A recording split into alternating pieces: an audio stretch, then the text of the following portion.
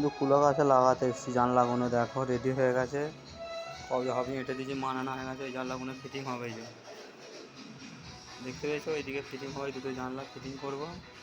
আর এই যে রেডি হয়ে গেছে আমার কমপ্লিট পাল্লা স্ক্রু কবজে এটা কমপ্লিট হয়ে গেছে। এই যে কবজে স্ক্রু এটা কমপ্লিট করে দিয়েছি, এবার লাগানো হবে কুলো কাছে এইটা রায়পাড়া। দেখতে পেয়েছো পাল্লাগুলো সব কমপ্লিট হয়ে গেছে, মেজে মুজে ঘষে মেজে সব কমপ্লিট করে ফেলেছে।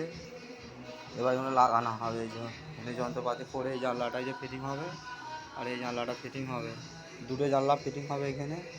এই ঘরটার ফিনিশ সবার দিকে রেডি হয়ে গেছে, এবার লাগাবো।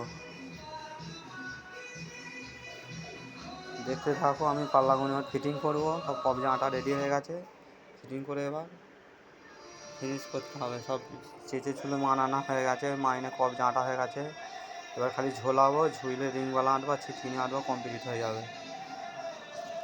কমপ্লিট করে দিয়ে এখানে এটা দিয়ে আবার ওগুলা খাটের মালটা আনতে যাবো, বেরোতে খাটের মালটা আছে আনতে যাবো।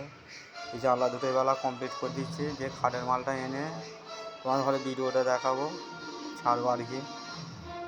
এটা দেখতে থাকো কীরকম লাগছে, ঠিক আছে। কমপ্লিট করে দিয়ে তারপরে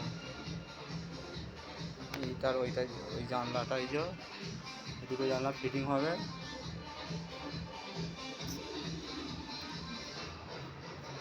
কাঁচ মাছ বাঁধাবো, এখানে কাঁচ মাছ রাখা আছে আর এখানে লাগাবো।